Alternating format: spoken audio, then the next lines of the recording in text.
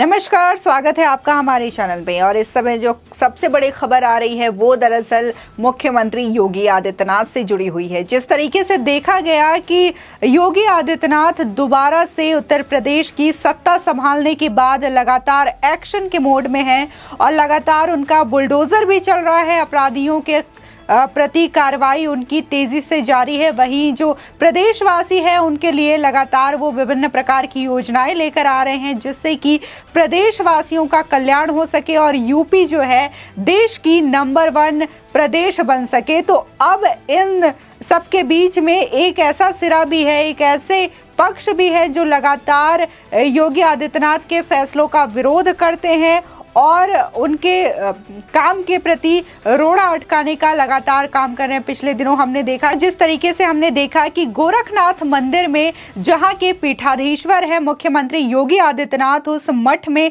अचानक से एक हमला किया जाता है और उसका जो कनेक्शन है वो आतंकी संगठनों के साथ बताया जा रहा है। और अब जो नया मामला आया है वो ये है कि मुख्यमंत्री योगी आदित्यनाथ का जो ऑफिस का जो ट्विटर अकाउंट है उसे हैक कर लिया जाता है। आखिर हैकर्स ने ऐसा क्यों किया, इसके पीछे क्या साजिश है, ये तो जांच करने के बाद ही पता चलेगा। और यूपी पुलिस और क्राइम ब्रांच की पुलिस जो है इस जांच में जुट चुकी है और यूपी सरकार ने ये कहा है कि इसके खिलाफ सख्त कार्रवाई की जाएगी, क्योंकि एक सीएम का ऑफिस का अकाउंट हैक कर लिया जाता है, ये कोई छोटी बात नहीं है। और उसी से जस्ट पहले यानी कि रविवार की बात करें तो इतना बड़ा हमला किया जाता है। गोरखनाथ पीठ जो कि सब लोगों के लिए वो एक सम्मान की जगह है, बहुत भव्य वो मंदिर है, वहां पे हमला होना, इसके पीछे जरूर कोई बड़ी साजिश है। आइए नजर डालते हैं कि आखिर ऐसा क्यों हुआ। उत्तर प्रदेश के मुख्यमंत्री योगी आदित्यनाथ के कार्यालय का ऑफिशियल ट्विटर अकाउंट शुक्रवार देर रात को हैक हो गया। हैकर्स ने सीएम योगी के ऑफिस के ट्विटर हैंडल को हैक करने के बाद उनकी डीपी भी बदल दिया और एक के बाद लगातार कई ट्वीट भी किए। इसके अलावा हैकर्स ने सैकड़ों यूजर्स को भी टैग किया। हैकर्स ने ट्विटर हैंडल का प्रोफाइल फोटो और बायो तक चेंज कर दिया था। हैकर ने बायो में सीएम योगी के दफ्तर की जगह @बोर्ड APBYC @योगा लैब्स लिख दिया। साथ ही एक ट्वीट को पिन टू टॉप यानी कि सबसे ऊपर कर दिया। ताजा जानकारी के मुताबिक ट्विटर हैंडल आंशिक रूप से बहाल कर दिया गया है। इसी के साथ ही पोस्ट भी ट्वीट किए गए थे जिसे कि डिलीट कर दिया है।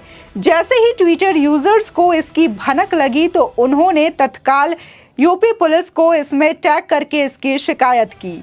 लोगों ने स्क्रीनशॉट के साथ सीएम योगी आदित्यनाथ और यूपी पुलिस को अपने ट्वीट पर टैग किया। हालांकि कुछ समय के बाद अकाउंट फिर से बहाल कर दिया गया और जो सारा डाटा है वो रिकवर कर लिया गया। बता दें कि ये पहला मौका नहीं है जब इस तरीके का कोई अकाउंट हैक किया गया हो। इससे पहले पीएम मोदी और बीजेपी के राष्ट्रीय अध्यक्ष जेपी नड्डा का ट्विटर अकाउंट भी हैक कर चुके हैं हैकर्स। हालांकि मामले की जानकारी लगने के कुछ देर बाद ही इन अकाउंट को रिकवर कर लिया गया। बता दें उत्तर प्रदेश में विधानसभा चुनाव के बाद अब विधान परिषद यानी कि MLC के चुनाव के लिए वोटिंग शुरू हो गई है।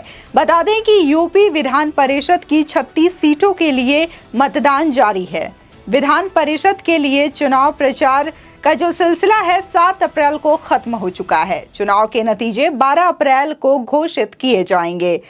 बता दें कि चुनाव में भारतीय जनता पार्टी की 9 सीटों पर पहले ही जीत तय मानी जा रही है। वहीं अन्य सीटों पर बीजेपी से और सपा से कड़ी टक्कर होने के आसार जताए जा रहे हैं। इसे सीएम योगी आदित्यनाथ के लिए किसी अग्नि परीक्षा की तरह ही माना जा रहा है।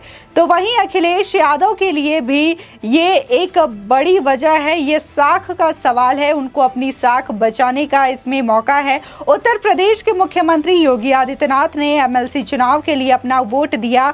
वहीं पोस्टल बैलेट मतदान की छूट न होने की वजह से वाराणसी में प्रधानमंत्री नरेंद्र मोदी अपना वोट नहीं दे पाएंगे। इसी तरह चंदौली से सांसद और केंद्रीय मंत्री महेंद्र नाथ पांडे भी मतदान नहीं कर पाएंगे।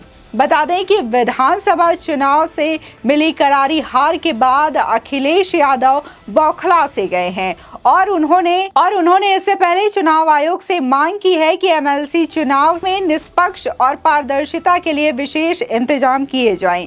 सपा मुखिया ने कहा कि जिस तरह मुख्यमंत्री और दूसरे भाजपा के नेता विधान परिषद की सभी सीटों को जीतने का दावा करते हैं, बयान दे रहे हैं, उससे सरकार की मंशा पर प्रश्न चिन्ह लगना स्वाभाविक है।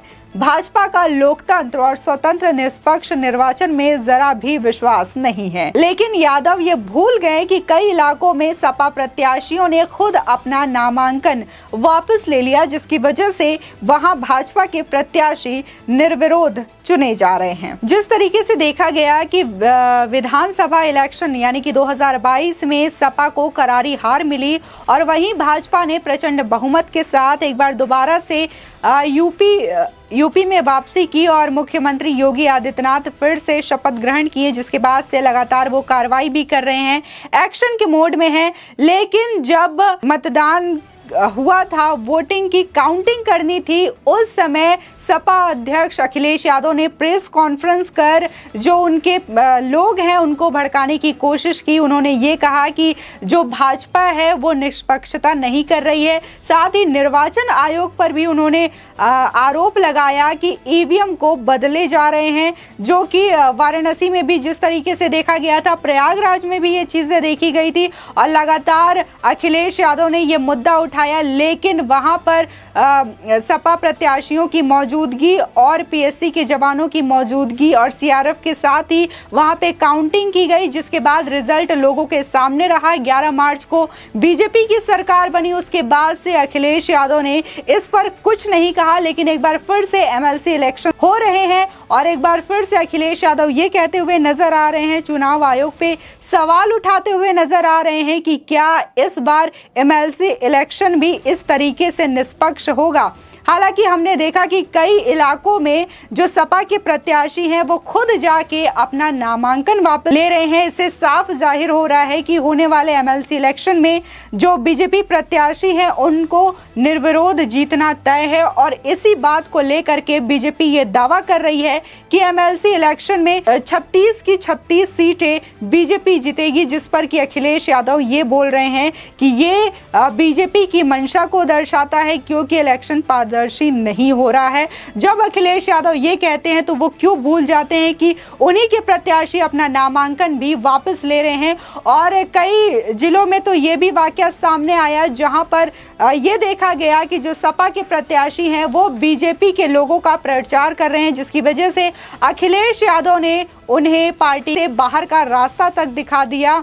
कई ब्लॉक प्रमुख हैं जिनको अखिलेश यादव ने सपा से बाहर कर दिया। और वहीं अगर नजर डालें जिस तरीके से योगी आदित्यनाथ के ऑफिस के अकाउंट को हैक किया गया, तो इससे बहुत बड़ी साजिश का अंदेशा लगता है, क्योंकि कुछ दिन पहले ही जिस तरीके से गोरखनाथ पीठ पे हमला किया जाता है, एक आतंकी आता है, धारदार हथियार लेके जाता है, जब पीएससी के जवान उनको रोकते हैं तो उन पर हमला कर देता है और पीएससी के जवान घायल हो जाते हैं। लेकिन इसके बाद जब उसकी तलाशी ली जाती है, तमाम जो एटीएस और जांच करता है वो जांच करते हैं, तो ये चीजें सामने आती हैं कि किस तरीके से वीडियोस वो देखता था।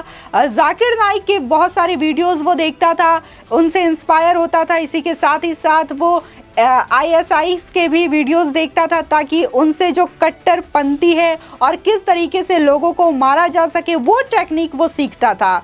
और वो आपको बता दें कि वो बॉम्बे में केमिकल इंजीनियरिंग भी करता था, आईटी का वो स्टूडेंट था। उसके बावजूद जो उसके पिता हैं वो कई कंपनियों में लीगल एडवाइजर रह चुके हैं और वो ये बयान देते हैं कि उनके बेटे की मानसिक स्थिति ठीक नहीं है, जिसकी वजह से वो ऐसा करता है और इस तरीके की चीज़ें उसने की है। लेकिन ये सोचने वाली बात है कि वो उसकी मानसिक स्थिति जो है ठीक नहीं है, इसके बावजूद वो टेक्निक सीखता है कि कैसे लोगों पर हमला किया जा सके, कैसे वीडियोस देखता है तमाम आतंकी संगठनों के। उसी के साथ ही साथ वो तमाम चीज़ें जो उसकी सामने आई है उससे ये मालूम पड़ता है कि वो कहीं से भी मानसिक स्थिति उसकी बिल्कुल ठीक है और मानसिक रूप से वो कमजोर नहीं बल्कि एक शातिर आतंकी मालूम पड़ता है। इसी के बचाव में अखिलेश यादव ये कहते हुए नजर आते हैं कि जिस तरीके से उसके पिता कह रहे हैं कि उसकी मानसिक स्थिति ठीक नहीं है, तो वो सच कह रहे हैं। और वहीं सीएम योगी का अकाउंट जो है हैक हो जाता है, तो कहीं ना कहीं इसका कोई कनेक्शन भी हो सकता है। ये तो आने वाला समय ही बताएगा। जिस तरीके से योगी आदित्यनाथ ने इसमें जांच के आदेश दे दिए हैं, यूपी सरकार ने जांच के आदेश दिए हैं और सख्त हिदायत दी है कि जो भी मुख्य आरोपी है, जिसने भी हैक किया है अकाउंट, अगर वो पकड़ा जाता है तो उसके खिलाफ सख्त एक्शन लिया जाएगा। जिस तरीके से योगी आदित्यनाथ का एक्शन मोड जारी है। आपकी इस खबर पर क्या राय है, हमें जरूर बताएं। आगे की और भी अपडेट के लिए हमारे चैनल को फॉलो करना और सब्सक्राइब करना ना भूलें।